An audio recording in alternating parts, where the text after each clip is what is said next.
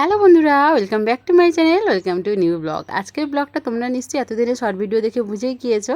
তো তোমাদের সাথে শেয়ার করব করে মানে করাই হয়নি। বান্ধবীর বিয়ে হয়ে তারপরে যখন দিরাগমনে চলে আসে তারপরেও বাড়ি ফিরে গিয়েছে, কিন্তু তবুও আমার ভিডিও এডিট করা হয়নি আর তোমাদের সাথে শেয়ার করা হয়নি। তো চলো আজকে ভিডিওটা তোমাদের সাথে শেয়ার করছি, একেবারে গায়ে হলুদ থেকে একদম বিয়ের পরে কন্যা মানে বর কনের খাওয়া দাওয়া সবটাই আজকে তোমাদের সাথে এই ভিডিওতে শেয়ার করব। তো দেখো সকাল 8টার সময় আমি চলে এসেছিলাম বান্ধবীর বাড়িতে, আর আগের দিন তো বাপের বাড়িতে এসেছিলাম। সকাল 7টার সময় আমার আসার কথা ছিল বান্ধবীর বাড়িতে, যেহেতু বৃষ্টির দিন, বুঝতেই পারছো শ্রাবণ মাস মানে বর্ষাকাল। তো সে কি করব, বৃষ্টি বৃষ্টি করে বেরোই করতে করতে একটুখানি দেরি হয়ে গিয়েছে, আর এসে দেখি ওর আশীর্বাদটা হয়ে গিয়েছে। মানে সকাল 7টায় আশীর্বাদের সময় ছিল, তো আশীর্বাদটা হয়ে যাওয়ার পরেই ওর দেখো এখানে গায়ে হলুদ হচ্ছে, আর সেই সঙ্গে শ্যুটও হচ্ছে। তো গায়ে হলুদে একেবারে গা ভাসিয়ে একটুখানি গায়ে হলুদ দিয়ে নিলাম, একটুখানি আনন্দ উৎসব মানে হলুদ মাখামাখি সবটাই ছিল আর কি। তো সবটা তো আর ক্যামেরাবন্দি করতে পারি না, তো ওই কারণে তোমাদের সাথে শেয়ার করতে পারলাম না। যতটা করছি মানে সেটাও আর কি ভিড়ের মধ্যে আমার বাবুকে সঙ্গে নিয়ে সবটা শেয়ার করছি আর কি। তো সে যাই হোক, চলো এখানে যে দেখো বান্ধবীর মায়ের একটুখানি সমস্যা থাকার কারণে এই যে মাখিরটা দিতে পারেনি, ওর কাকিমাই এখানে মাখিরটা দিচ্ছে। দেখো গায়ে হলুদের পরে এই যে মাখিরটা দেওয়ার নিয়ম রয়েছে আর কি আমাদের রিচুয়ালসে। তো দেখো মা এখানে রান্না করেছে ক্ষীর, তো সেটাই কিন্তু কোলে বসে মেয়েকে খাইয়ে দিল।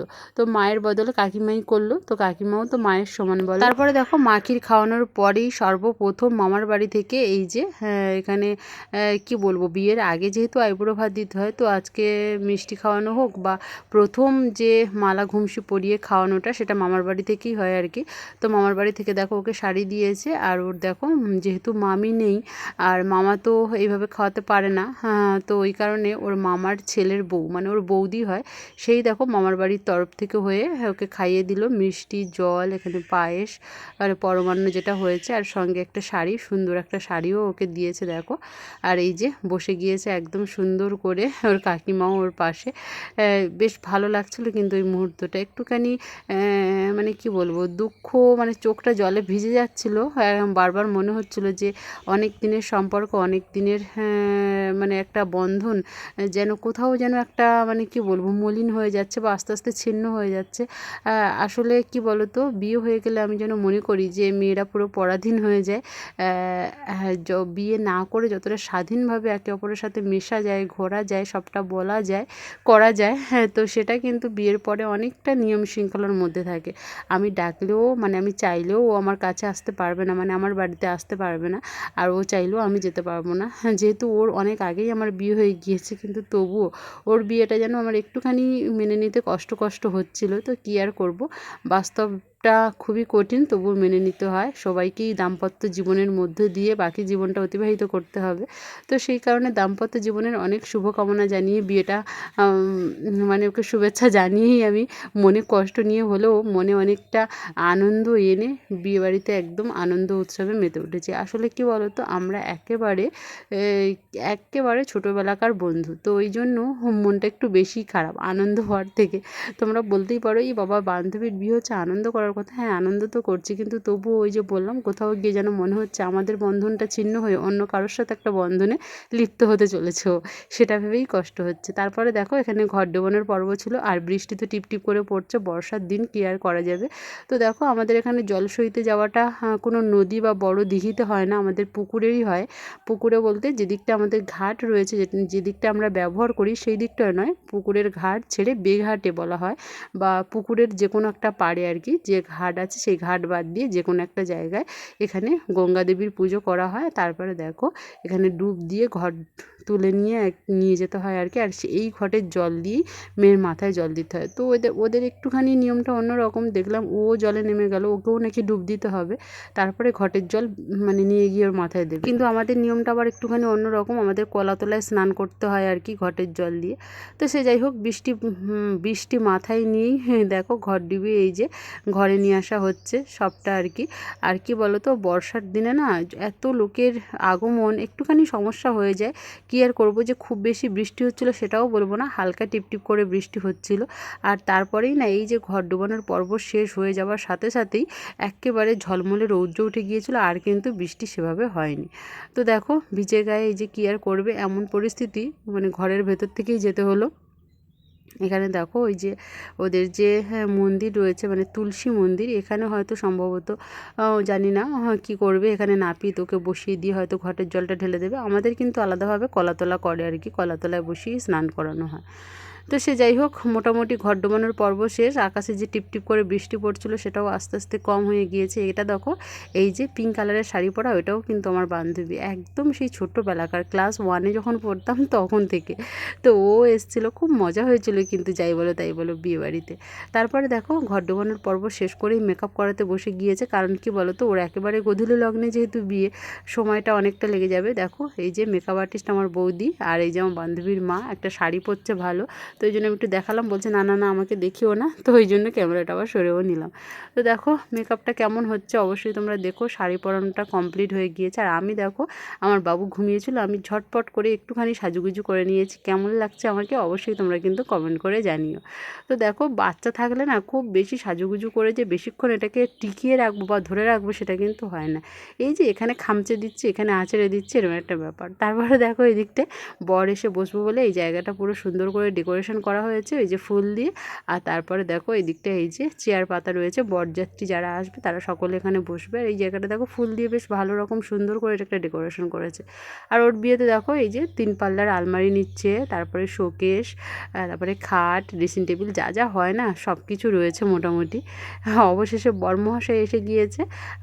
উলুধ্বনি শঙ্খধ্বনি আমি আর তোমাদের সাথে শোনাচ্ছি না, কারণ আমি পুরোটাই ভয়েস ওভার করেই তোমাদের সাথে শেয়ার করছি। তো দেখো এখানে বর এসে গেছে, আনন্দ, নাচানাচি সব কিছু চলছে আর কি। বেশ ভালো লাগছিলো এই মুহূর্তটা, কি সুন্দর করে বরকে দেখো বরণ করা হচ্ছে। এটাও কিন্তু বরণটাও কিন্তু ওর কাকিমাই করছে, যে বললামই ওর মার একটু সমস্যা থাকার কারণে ওর মা করতে পারছে না। তো সে যাই হোক, দেখো ওর কাকিমা এখানে সুন্দর করে বরণ করে নিচ্ছে, শুধু বরকে নয়, বরের সঙ্গে বরের যে নিত বর এসছে, তো নিত বরকেও দেখো এই যে বরণ করে নিচ্ছে। আর বরযাত্রী সকলে আর কি পিছনে লম্বা লাইন দিয়ে দাঁড়িয়ে আছে। আসলে বর না প্রবেশ করলে বরযাত্রীকে সেইভাবে ঢোকানো যায় না, তো জানি না, তো এখানে এসে দাঁড়িয়েই আছে দেখছি। বরকে বরণ করার পরেই কিন্তু এক এক করে বরযাত্রী ঢুকবে, আর বরযাত্রীদের হাতে আমরা একটা করে গোলাপ আর একটুখানি গায়ে সেন্ট দিয়েছিলাম এখানে গেটে দাঁড়িয়ে। তো সে যাই হোক, এত ভিড় তো, আর তার উপরে এত গরম এত গরম, সবটা তোমাদের সাথে শেয়ার করতে পারিনি। যতটুকুনি ক্লিপ নিতে পেরেছি ততটুকুনি তোমাদের সাথে শেয়ার করছি। এই যে দেখো বরের হচ্ছে বোনাই সব দাঁড়িয়ে আছে, আর এই দিকটায় দেখো ওই যে হয় না ব্যান্ডপার্টি বাজনা, ব্যান্ডপার্টি বাজনার সাথে এই যে দেখো নাচুনি যারা নাচে তারা এসছে, খুব সুন্দর করে গান করে করে নাচ করছিল।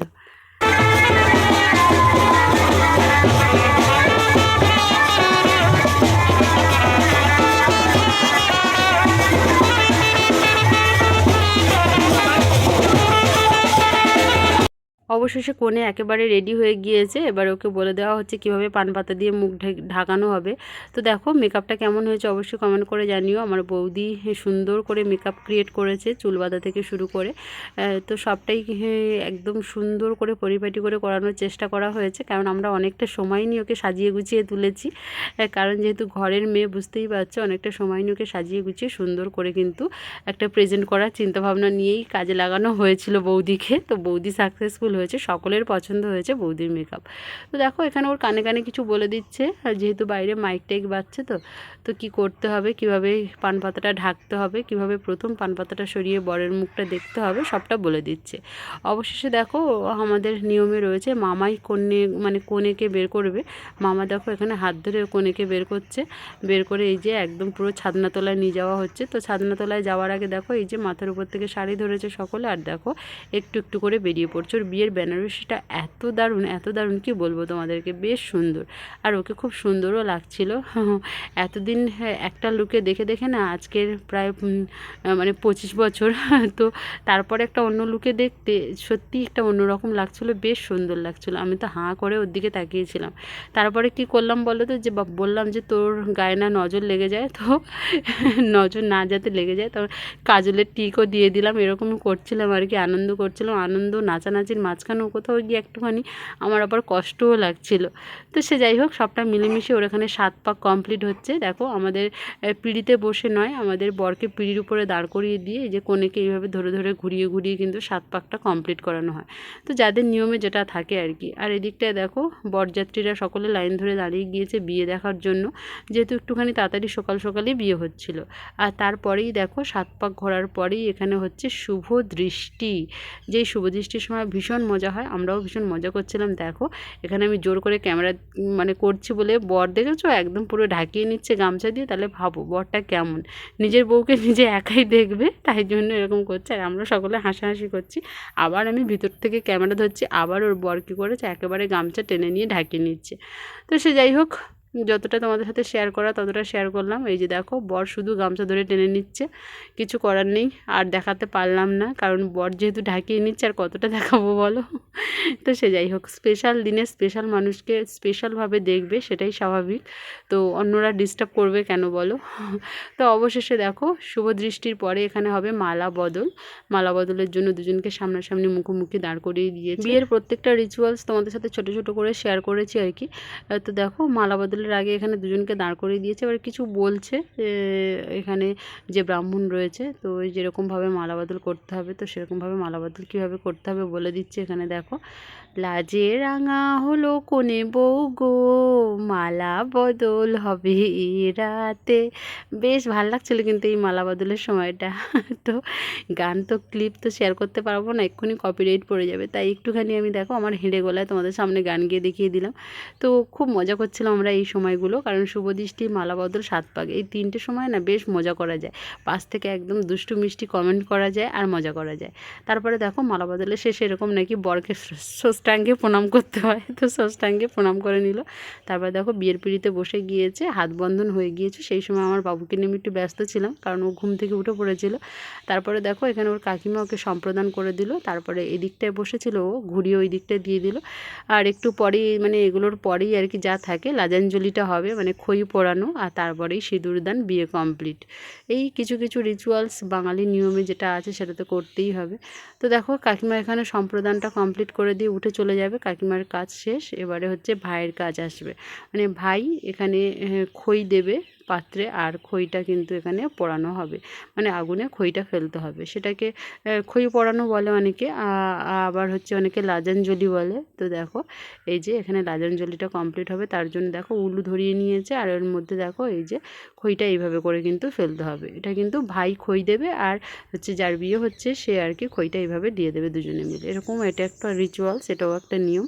তো দেখো এটা মোটামুটি কমপ্লিট হয়ে গেল। আর যেহেতু এই যে যেখানে ছাদনাতলাটা করা হয়েছিল না, সেখানে ফ্যান চলছিল, ওই কারণে বারবার এই যে উলুটা যে ধরাচ্ছিল না, ওটা বারবার নিভে যাচ্ছিলো, প্রচণ্ড ফ্যানের হাওয়া ছিল। তো যেহেতু প্রচণ্ড গরম, যতই বাইরে বৃষ্টি হোক না কেন, গরম কিন্তু মারাত্মক।